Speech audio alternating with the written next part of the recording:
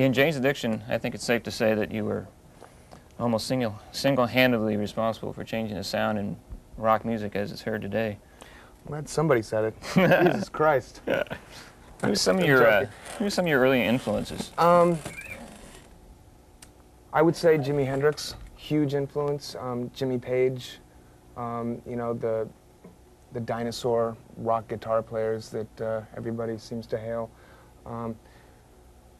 I guess I focus on those guys because they dealt with the technique end of things as well as the sound and the sonic quality end of things, whereas Jimmy Page and Jimi Hendrix weren't just ripping all the time. You know, they had a lot of soul, and they had a lot of feel, and they complemented their music in a brilliant way.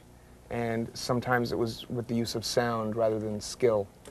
And that's one of the things I really admired about those guys. When I got a little bit older, I focused in on guitar players like Daniel Ash from Bauhaus and Love and Rockets, Robert Smith from The Cure.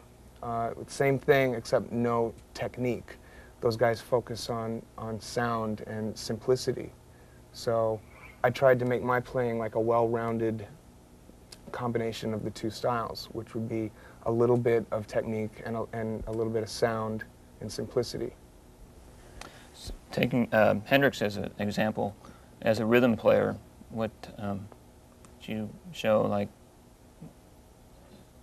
how you draw from his style? Clean? How do I draw from his style? Well, you know, usually I just steal.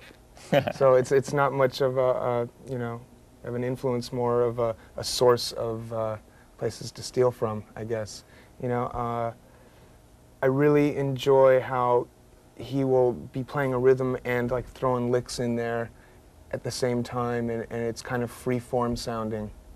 And I don't know, I think the song that we have called Shallow Be Thy Game would be kind of a mock Hendrix rip-off type of a thing, where it's a lot of the, excuse me, it's a lot of the, that E9, is that what it's called? E9? Mm-hmm. That Hendrix, I guess, in my mind, is famous for using a lot of. And, you know, I just basically took a riff around that chord, which is all in E, which is...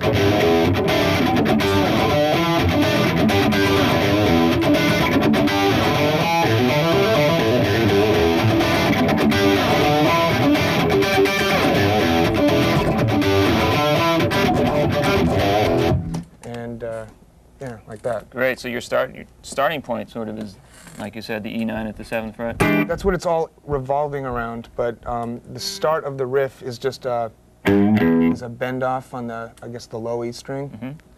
I was always confused. Is this the low E string? Because it's higher. It's higher, yeah. It's higher on the neck. Hold the guitar the other way. Yeah. So I see what you're saying. Okay, so on the low E string, it was just a little pull off there. Back to that E. Mm-hmm. That's kind of like yeah, straight across the 12th fret. It's not really a bar. It's not really a full bar. It's more focusing on the those three strings there. I don't know what that would be. Is that the second string? Second, third, and fourth? Yeah, we'll say 1, 2, 3, 4, 5, 6 today. Okay, so that's what that is.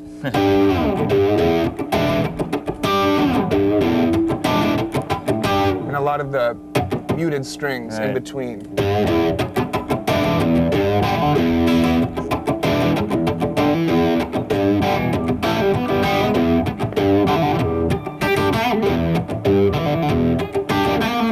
You know, kind of that voodoo child vibe thing.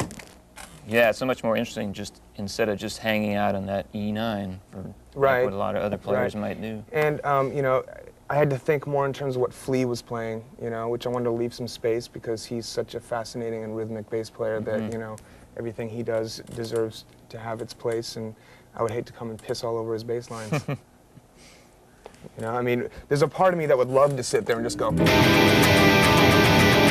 but, you know, I would step all over everybody, which is not what I try to accomplish. So you're thinking leaving space or filling in holes in the... I'm not so much thinking that as much as I'm thinking about complementing an existing riff. And that song started with the bass line. And I wanted to play something that was complementary, yet different, but the two together would create a third entity, which became the bulk of the song. And so, you know, it's because there are times when no holes are better, you know? No space is better. It depends on like what it is you're to get across. And I noticed you're playing this with a dirty setting. Mm-hmm.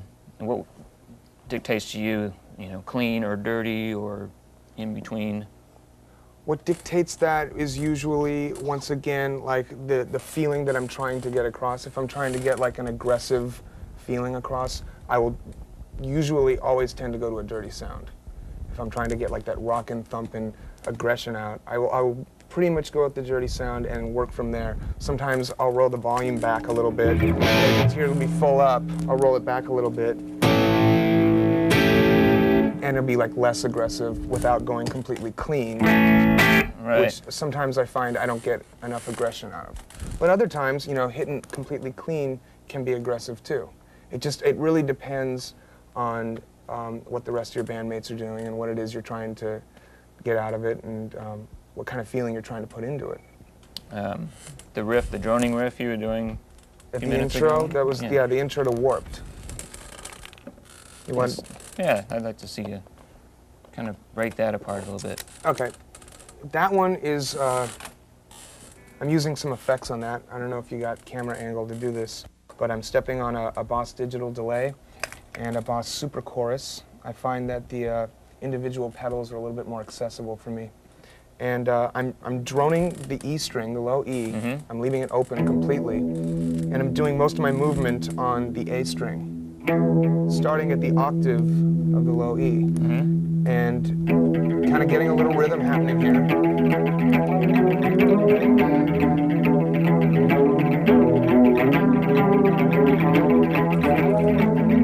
And I found that I can basically move myself anywhere on the neck on that A string and have it work. Even if I go to the wrong note, if I go there by accident, I can make that work by putting more feeling into it and possibly repeating it. One of the things that I found about accidents and mistakes is that if you go to the wrong note, play it a couple times and it sounds like you meant to do that. So if this note, for instance, was the wrong one,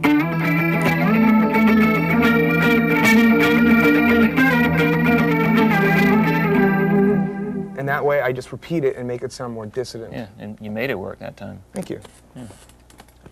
Yeah, so that's how the song Warped starts out, with that little riff. And at a certain point, we all come crashing in like banshees. Are you thinking melody when you come up with something like that, or is it really experimental? Where am I now? I'm going to make this work now. And I'm not necessarily thinking about melody per se. I'm thinking of a specific framework that I want to stay in, which is the droning, kind of repetitive, dissident sound. But in terms of what I play, I pretty much focus on how it is I feel. So I might get more dissident if I feel a little bit more up in the head. But if I'm feeling non-creative and, you know, really uninteresting, I might play something that's just, I don't know, mediocre, I suppose. But the whole point I'm trying to make is that it's more of an improvisation rather than like a specific part. See. And I don't know if I mentioned this, but I like to put those two effects on because it creates a more spacey dimension. And when the rest of the band comes crashing in, it's even more drastic of a change, rather than like being completely clean. Because when the band comes in, When the band comes in, I play that riff. So it's.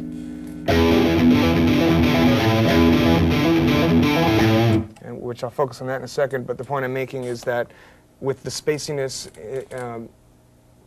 you know, starting off with the song, when the band comes in, it's more of an attack, a drastic change, and the desired effect was to have it like make your heart skip a beat a little bit the first time you heard it. But now that riff, if you're interested, is dirty sound. I'm all the way up on the guitar, and it's very simple. It's just this low E and the octave on the A string that we talked about earlier, like a little modulation on that A string.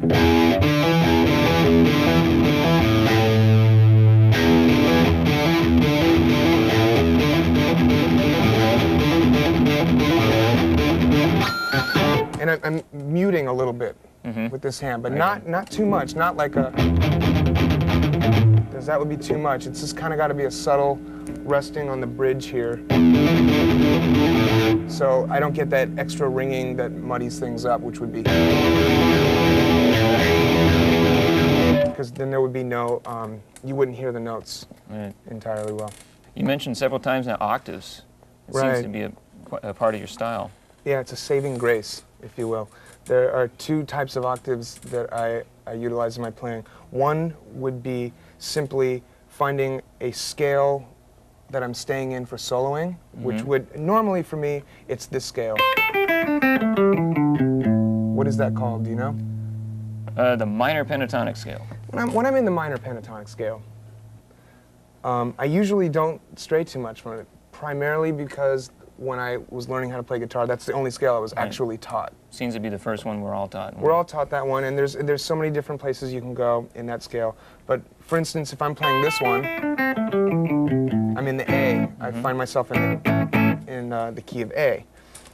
Sometimes to kick into a different gear when I'm soloing, I will simply go an octave higher, up here in that same scale. And sometimes, you know, you get yourself, you're soloing and you get a little bit lost and you want to kick into another flavor. What I do is I just go either all the way up or all the way down an octave, and creates the illusion of changing gears. Such as in a situation, excuse me. By the way, get yourself a guitar tech who will not allow this to happen. This is the sticky wah-wah pedal circumstance. That's Mr. Dave Lee over there. He's responsible for this pedal not working. We'll see him in a moment. Anyway, like I was saying,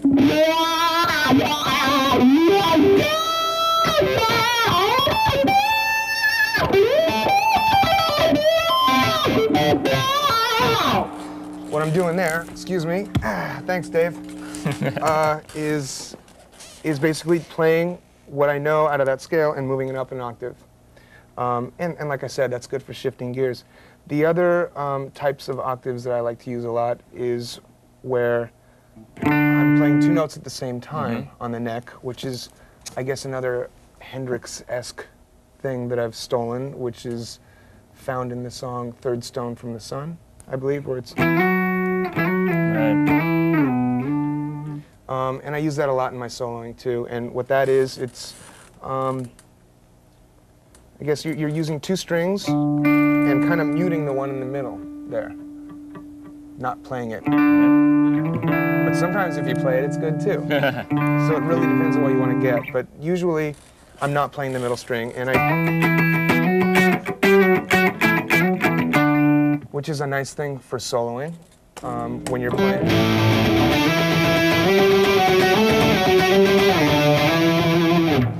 And I've also been known to use that as parts, rhythm parts for songs, whereas in Warped, which we were talking about, the song that goes,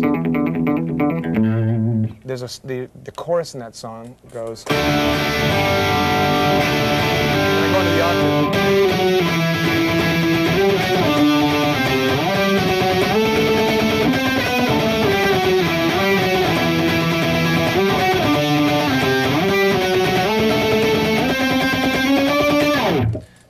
Yeah, it's almost like half solo, half rhythm. Yeah, and the two notes really fatten it up a little bit, you know, and it creates another flavor.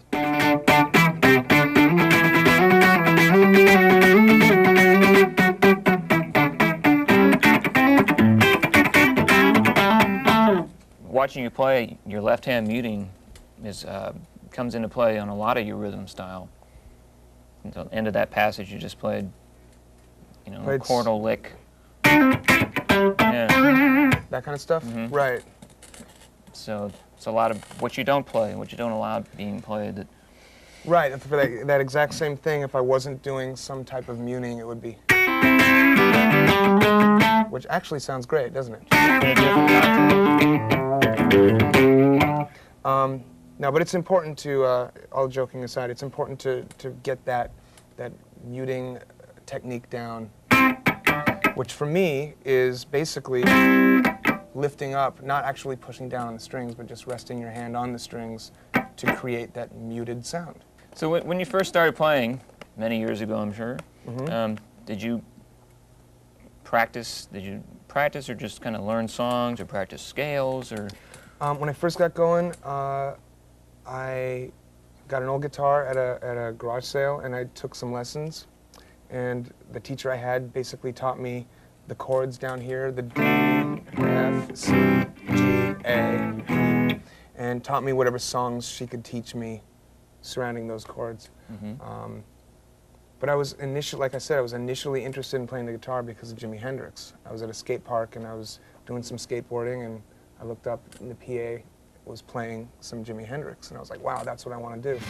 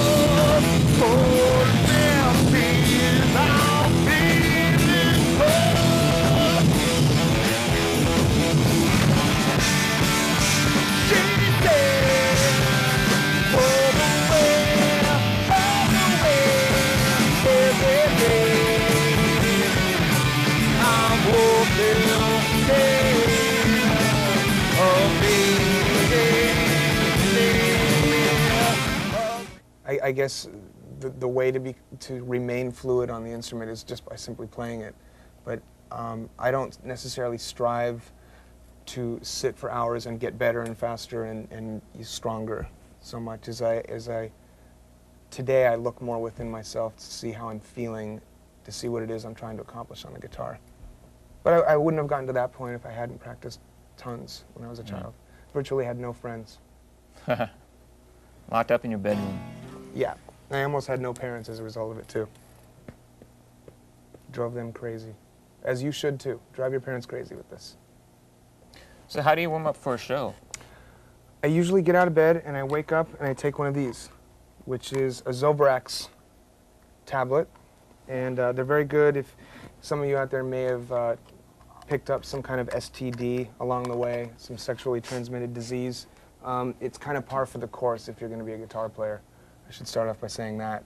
And if you'll excuse me, I'll pop one of those.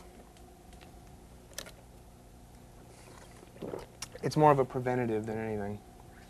And then after that, I'll pick up my instrument and I'll basically play whatever comes to me. I'll start with these chords, you know, the typical G, C, Ds down at the end there. Nice and slow. Nice and slow, and just kind of, you know, get the instrument in your hands and feel the beauty of the wood.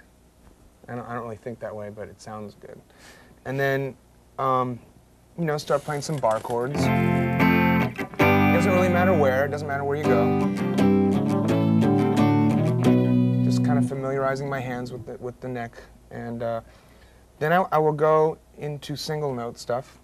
And I usually will start by simply doing what I guess is somewhat of a scale.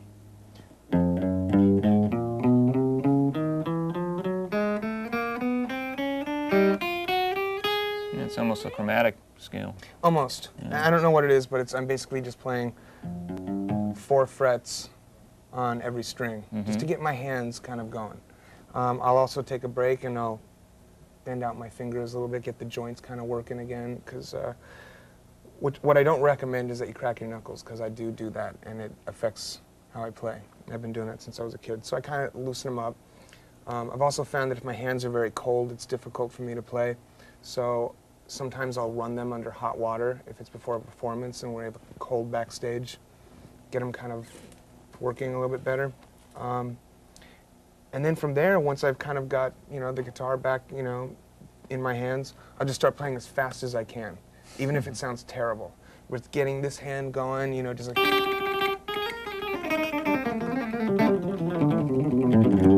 And I'm not like a fast player, so I don't hit every note, and I don't play it cleanly, and I don't play it perfectly, but, you know, it's just a warm-up. We were talking about octaves earlier. Right. I did say there were 2 kinds of octaves that I go with. The truth is there are 3. And the third type would be an octave pedal, which the one I have here is made by Boss again. That's the only pedal I go with. You know, on the road, want something reliable and dependable, I use the Boss pedal. And contact LGM management to send free samples of new stuff. So anyway, there's the octave pedal, and what it basically does is it takes the note you're playing and duplicates it either an octave below or an octave higher. And I use it an octave below because it gets a kind of a thick rumble chordal sound.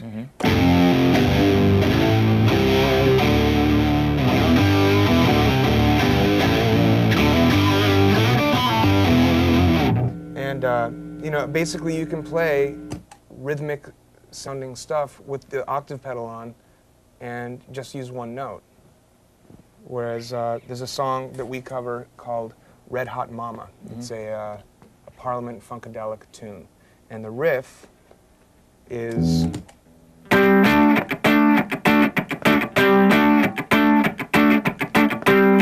even with the muting still.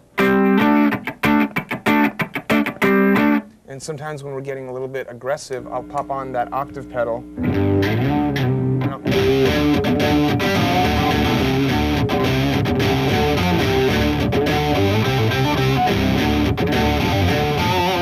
And it's just a cool sounding thing, and I use it in a guitar solo for the song Shallow Be Thy Game.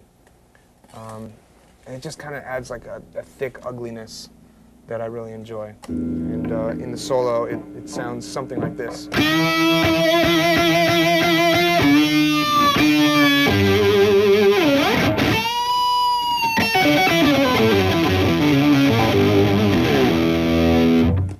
Thick. Thick. And ugly. That's the desired effect of that one, you know? Yeah, another thing I've found about the Boss pedals myself, they're easy to use. You see the dials right in front of you. Yes, they are. Dials are right there. It's clear as day. What to do with those dials, though? That's the question. Okay. There's a song, you're talking about Tearjerker, aren't you? Okay. Yeah, that's what I meant to say. What I like about these is I know it's on because little red light comes on. That's very important. And, you know, I know musicians, if you look at Flea's stuff over there, you probably can't get a good look at it. He's got lights and things. He doesn't know what any of that stuff means. At least I know what these lights mean. And if I see a red light, that means this pedal is on. So, for instance, in Tearjerker, the intro of Tearjerker, I have a digital delay on for my guitar sound. You can hear the repeats there. And I go with another digital delay that sits right next to it with the setting on the hold. So what I'll do is I'll play a note and then hit the hold button. Oh. You hear that? Yeah. It keeps going forever if I want. And then my guitar has the other delay on it. I don't know if this is making sense. It's 2 delays. And anyway... And at this point, the other one is, its only function is holding that note. One delay is only holding this note over and over again. Right. And the other delay is on the guitar. For what you're going to play now. And then I play over it.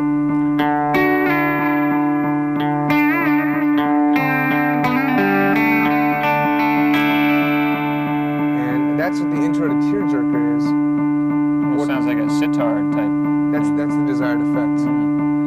And then what I do while that is going, I'll turn it down a little bit, is I play the bulk of the song on top of it.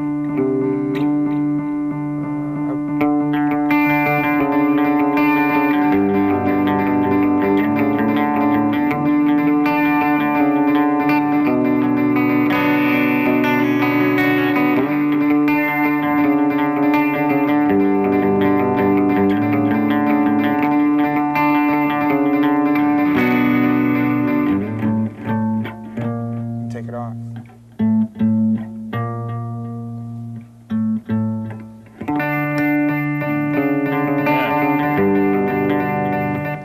And you know, I'm not necessarily trying to teach you to play that song, but you know, it's a neat effect, you know, to be able to play with yourself, so to speak. Was that something you found by accident one day, or? I guess so. Most of the stuff that I like to do I found by accident, you know. It comes from mistakes, it comes from sitting around at home and being a little bit bored of just what the guitar and the amp does and trying to tweak knobs and trying to come up with a cool sound. And yeah, I guess you could say it was by mistake. On a certain part of that song you just played, I think it was B minor maybe? Right, you were doing some, you lifted your fingers off and created some tone.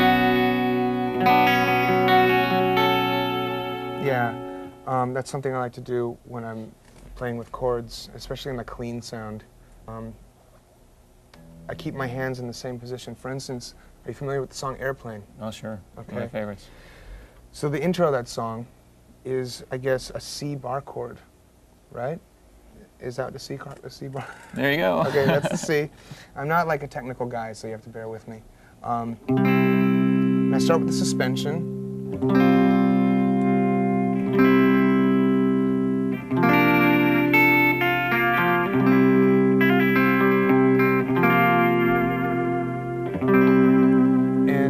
Yeah, what I think you were talking about is the movement within the chord itself. You know, the suspension is obviously the addition of the pinky on the second string here. Right. But more importantly than that, I experiment as I'm playing. Sometimes I'll lift the whole. I guess what is the part of the chord? I guess I'll lift off and have it open. And then just experiment around in there.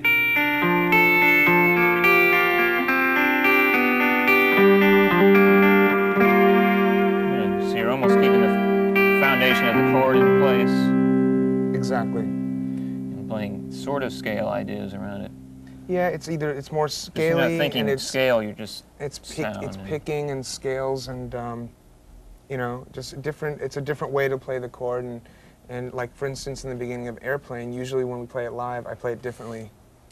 You know, and there's subtle differences every time I play it because I'm just always... Could you play a little bit of it? The beginning of Airplane?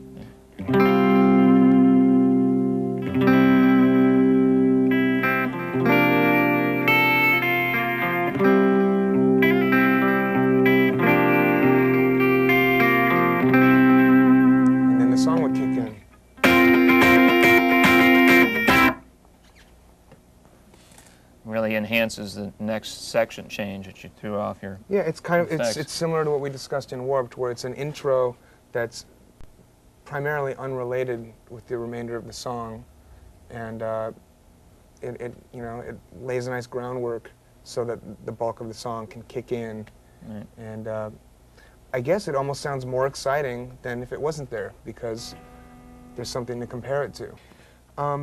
You know, another song I get asked about frequently, which is one of the simplest songs I've ever had the pleasure of working on, was Jane Says, from the Jane's Addiction days, which is a very easy song to play. It's G chord and the A chord, basically over and over again.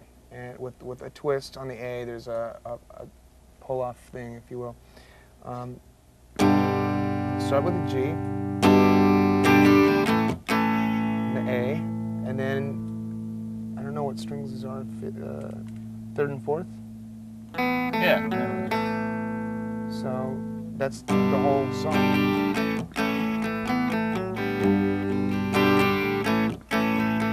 A little mute there. You know, a little mute. It's very simple.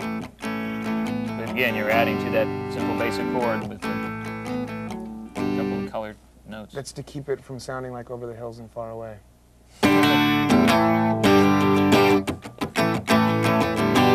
See, it becomes something else. Good thinking.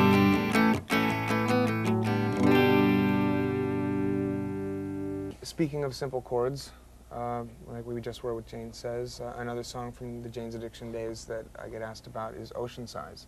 There's a little introduction to the song which was done on acoustic guitar. And that's another situation where the intro is like this little mellow piece and then the song crashes in. Right. I guess I like being in bands that have that. But what that is E chord down here at the bottom of the neck. Move it up 4, 4 frets and keep the same formation. Let the high strings ring, and I just do a little modulation with the picking here. Down a half step. Again. A little strumming back up to the top.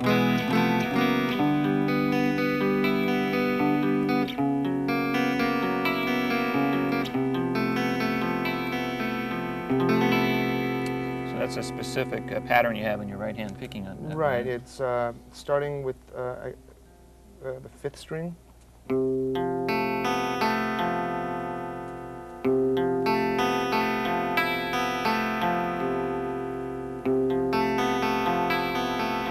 and then just move the chord and keep the same right hand.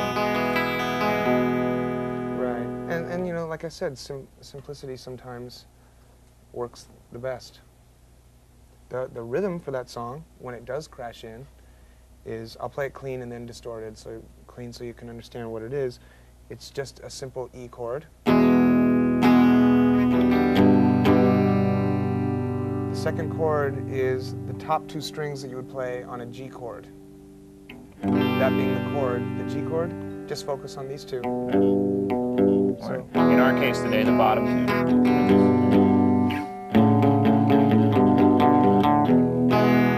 Simple. Ends up sounding like this. You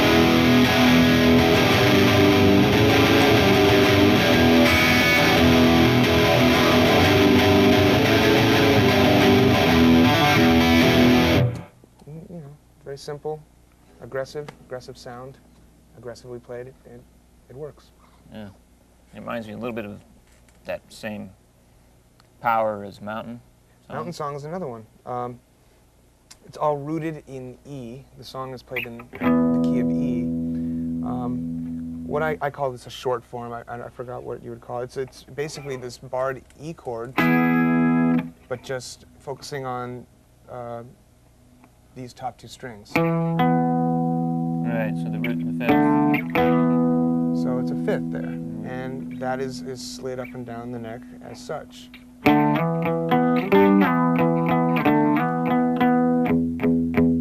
Hitting the low E is kind of a kicker there.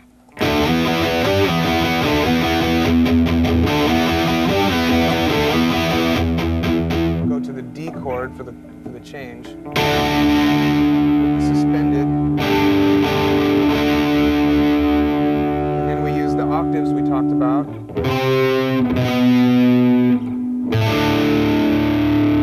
What I do there is I use the octaves, and then when I go back to the D the 2nd time, I let the A ring open. So you actually get like a, I don't know, a polyharmony happening where you're getting this feel. But you're still playing. So it's almost like 2 parts that fit together. So.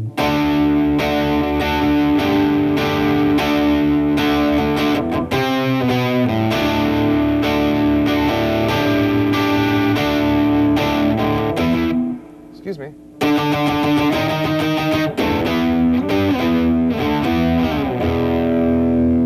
That's how that one goes. Did you play that in its entirety now?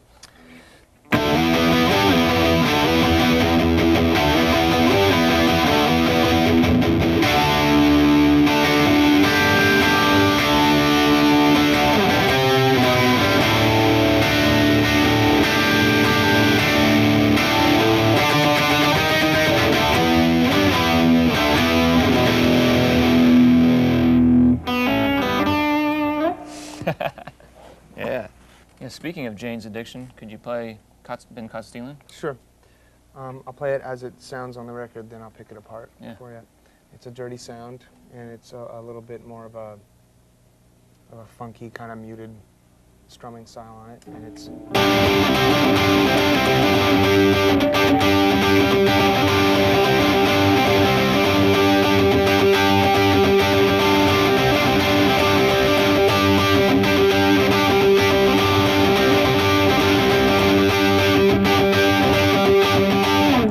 That's the general rhythm of it. I'll go clean so you can hear exactly what I'm playing. I guess the song is in the key of G. What I'm playing here is a short form of G, which incorporates these 3 strings. I hope you have a close-up here. And the only change to that is that. So we're really working with simply picking off the pinky there, and the rest of it's in the strumming.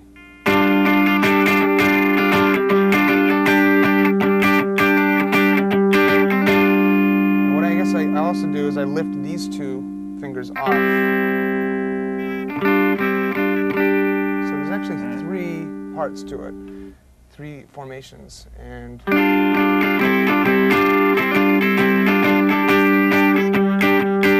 muting.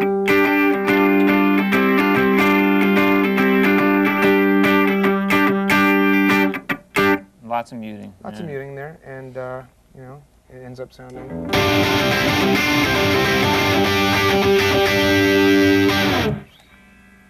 And you get a lot of use out of, I've noticed, out of taking a bar chord, you know, in your bar with your first finger, then just simply lifting off and coming up with something else. yeah, that's. There's always so many different places to go in the same, with the same formation, so to speak. So if I'm in the bar chord here, I lift off everything else and just keep the bar, and I got.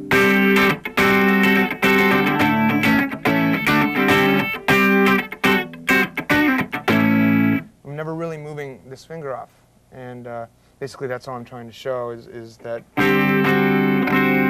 can go anywhere you want and invent little chords and subchords and melodies within the same structure. Do you find yourself holding your pick a different way when you go into the funky rhythms where you have to mute a lot? As opposed to single note lines? I probably shifted a little bit, but that's just to be comfortable with it. The idea is to get it to a place where you're not really thinking about it. So whatever really works, I don't think that there's any right way to do it.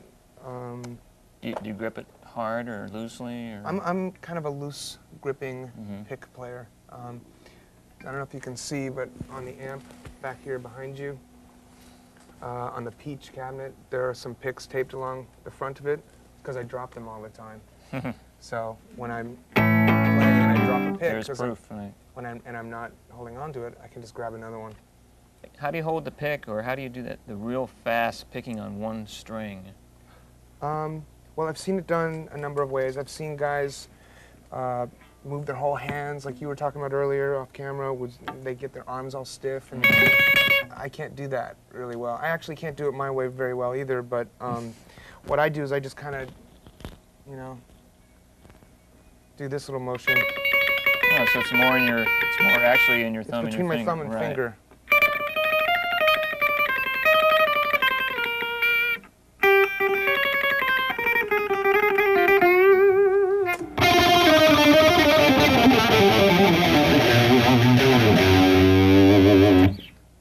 You know, but I think it's, you know, it probably depends on what you're comfortable with. I was never taught how to do it, and like in my early years of listening to records, I was trying to emulate other players. I couldn't see what they were doing, I could only hear what they were doing, and to me it sounded like it was all in there.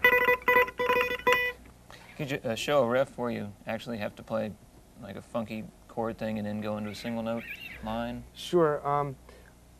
I do it more in like rhythmic senses rather than soloing senses, because even though I can play a note like that, I find that I don't feel good about it when I'm doing it, you know, so I don't really play solos that way. But there's a song called Coffee Shop where I kind of incorporate that picking style in the rhythm, which goes like this.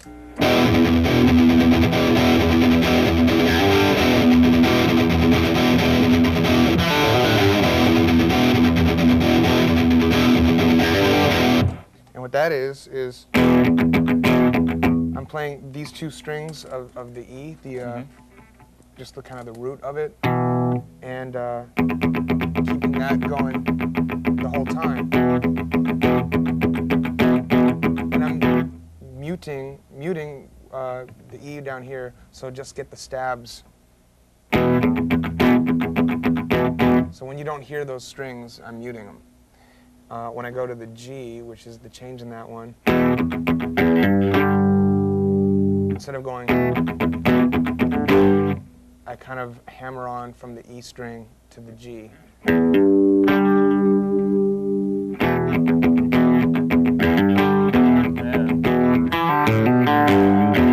And that's what the bass is doing, and sometimes I double it.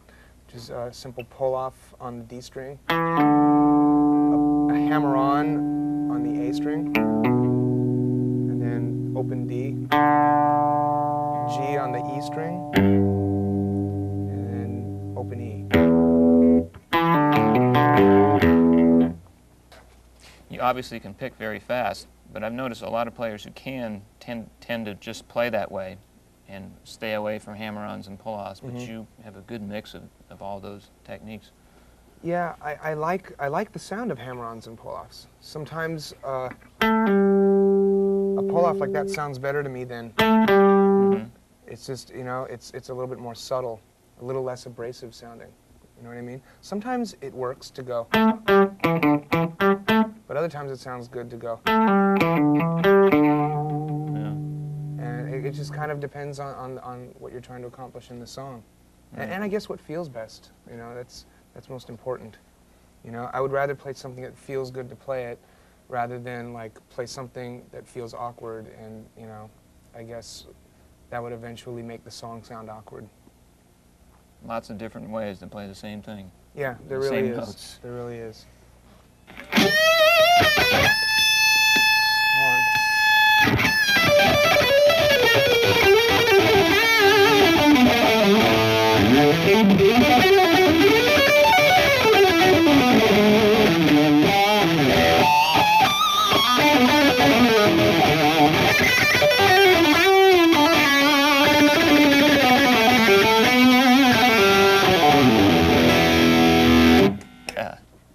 Now that is all the kind of different things that we've talked about, you know, and I don't really play like that when it comes to like fitting into a song, I guess, anymore.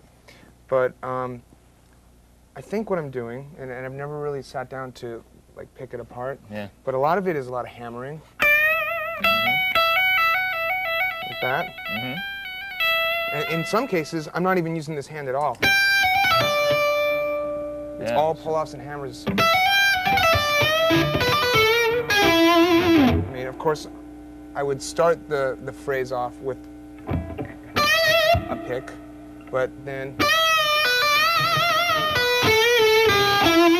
I guess you can see that I'm not picking each note. I'm not going. And, you know, it tends to make for sloppy sounding solos sometimes, depending on how it's played, but you know, I think I'm incorporating a little of the right hand leading, and then sometimes it takes a break and the left hand leads, and I think probably what I'm moving fastest is my left hand, whereas the right hand is kind of just there to help the left hand along. I see. Sort of like more of like a blues approach, blues guitarist approach. I suppose. So when you're traveling around in the neck, you played, basically that was an E, I guess. Right. Yeah, you were in different spots of the neck. Like say when you get down, do you see, what are you thinking of to keep you in position of E when you're in that part of the neck? A chord? Oh, right. I'm thinking of this chord. Right. I'm also thinking of what I intuitively know as the octaves.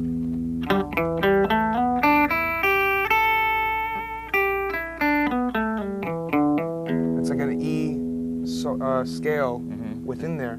But actually, that's the first time I've ever played that scale. I kind of have learned through trying things, probably from starting at this scale and straying from the scale. And finding notes that fit in with the root of E. The same notes, but in different spots in the neck.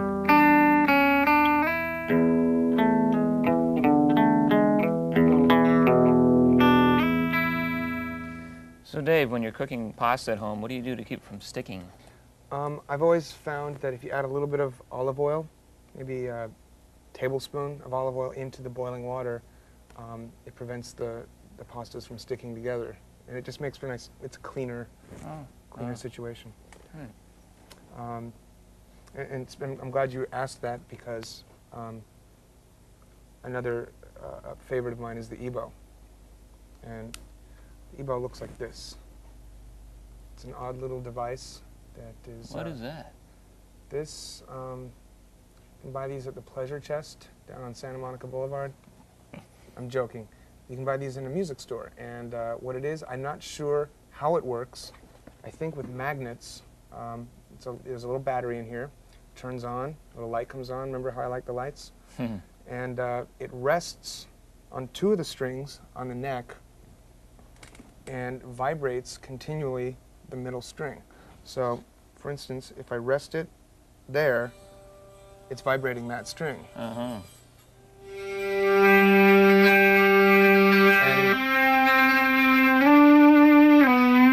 like a violin. Right, like a violin. And that's one of the things that I picked up from some of my English influences. English guitar players like Daniel Ash is a big EBow man. And I like to use it with different effects, like the digital delay again, which is, a favorite. The old faulty crybaby pedal, which never fails. Actually, it's easier to do when you're standing up, so I retract the blame that earlier I placed on my guitar tech.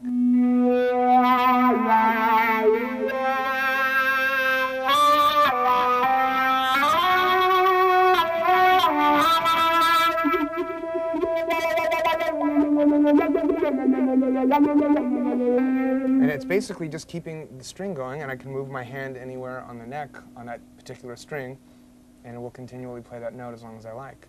And I'm getting those different effects by what I'm doing with the wah-wah.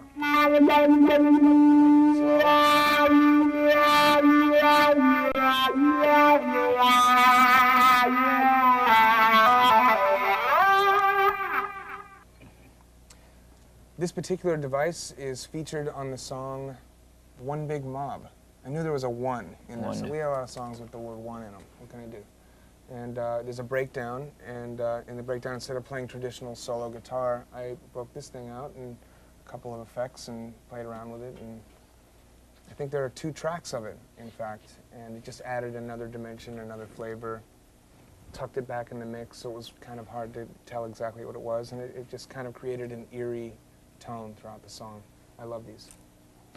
You seem to be getting all the sounds I would think you would want to get out of this guitar. Is this your favorite one? Or? This one is my favorite one. It happened by accident. I had another Fender Strat, custom shop Strat, that I preferred, and it broke, not by destructive forces. I think I dropped it or something, and the body shattered. So this was my number 2 guitar, and it replaced the number 1 guitar, but as it turns out, I enjoyed this guitar much more. I just kind of never gave it the time of day. And now it's just beautiful. And it's complete with, it's like stuff which makes it have like some life, and that pick guard's off there so you can make noise with that,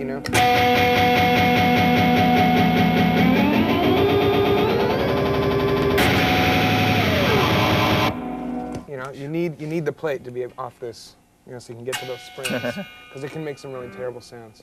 This is a guitar which I am the first to admit is probably one of the most hideous guitars I've ever seen. However, it sounds beautiful. Not when you do that, but when you play it, it sounds nice. Sparkles, man. Yeah, it's got a nice little sparkle to it, like you say. And there's a song we have called My Friends, and it was recorded on an acoustic guitar, and I used this song, this guitar rather, live to mimic an acoustic guitar.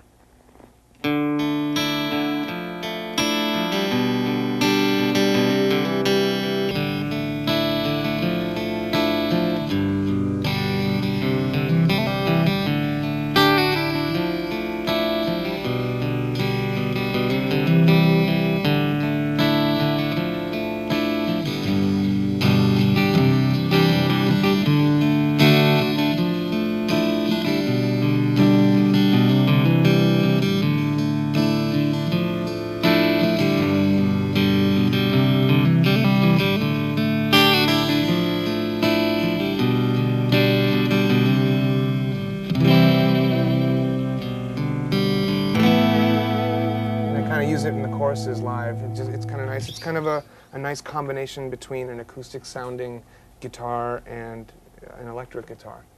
I don't need the plug for this. This is the guitar that I played in the studio for the solo of Walkabout.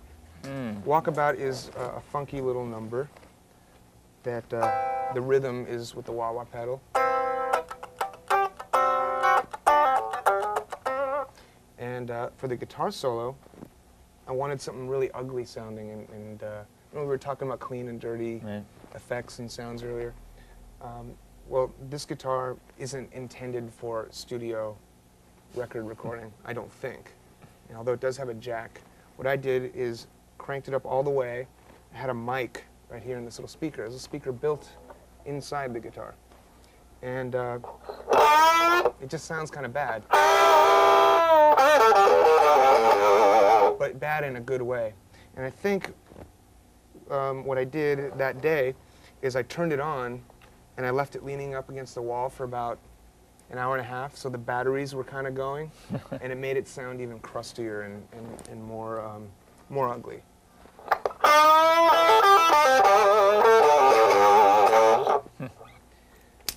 I played this guitar for the majority of the Jane's Addiction years, and it's just got a really great sound to it. It's really thick and really crunchy.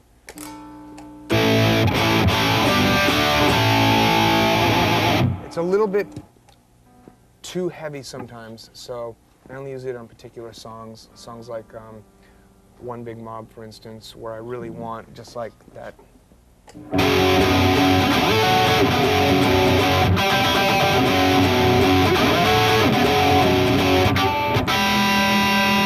Very chunky. Yeah, it's very chunky sounding, and for some of the funkier songs, I don't go with it just because it's almost too much guitar. But what I do like about this is that it's got many different sounds to it.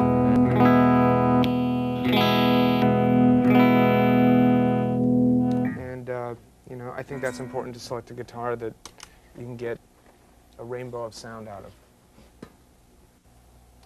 So with all the effects we were talking about, how do you, do you have to actually push each one off and go to the next one? Do you have a special pedal board? I do have a pedal board. I have a slew of different effects here, different pedals, and I have my wah-wah pedal on this board, and I also have my channel shifting from clean to dirty built into this board. I also have a little tuner there, and that's basically all I need for a live setting. And what kind of amps do you use? Right behind us here, we have the JCM 900 series made by Marshall.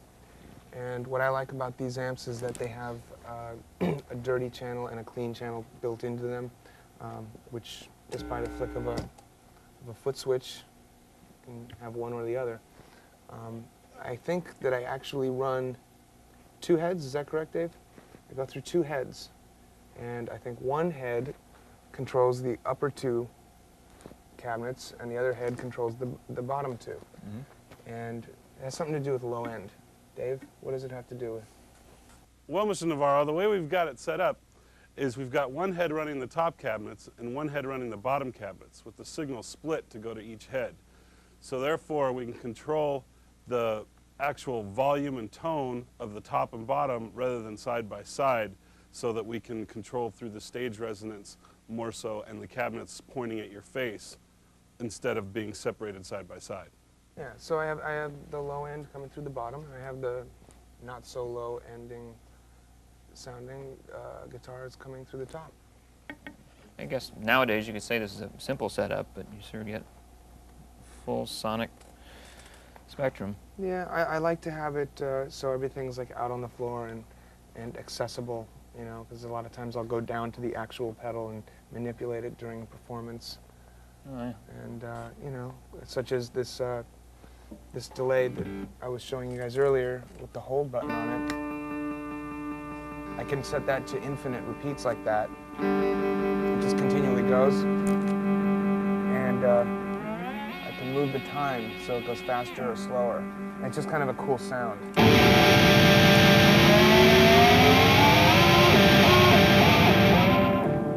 kind of unearthly, and you know, there's really no technical aspect to that. It's just, it is what it is, and you'll actually get on the floor and do that. I'll get on the floor and do that, you know, and Right. I actually utilize that at the end of the song "Coffee Shop." There's a delay pedal manipulation thing happening there. Do you have a certain regimen for songwriting or a process you go through? Songwriting is something that there's really no one way to do it for me. I know some songwriters that have formulas and specific approaches, but what we do as a band was we focus a lot on the jamming aspect and just being fluid with one another and playing a lot together. And song ideas will come out of moments, little pieces of jam sessions that we'll have. Other song ideas will come out of a guitar riff. Other song ideas will come out of a bass riff. And in one instance, there's a song called Evil that actually didn't appear on our record that came from a drum pattern that Chad was playing. And in fact, the breakdown section in One Big Mob came from a drum pattern that Chad was playing. And other songs come from even vocal ideas that Anthony comes up with. And I think that that's important, to be open to any influence when it comes to songwriting, because that way you cover a much broader spectrum. So Dave, in closing, have anything you want to say to your hungry fans and newcomers? I would just say to stay true to yourself as an artist and as a musician, and play what you feel. You know, if you feel angry, play something angry, and if you feel a little sad, a little melancholy, play something that reflects that. I would suggest that you don't try and focus on what people are doing around you and try and emulate that. But be aware of what's going on around you, and if you can, lift ideas and create your own through those ideas. And I would say spend a lot of time on your instrument, you know, would be the main thing. I've said it before, and I will say it again, instructional home video is not the way to go. But I appreciate it. Thank you very much. Thanks for letting us come down today. Appreciate it.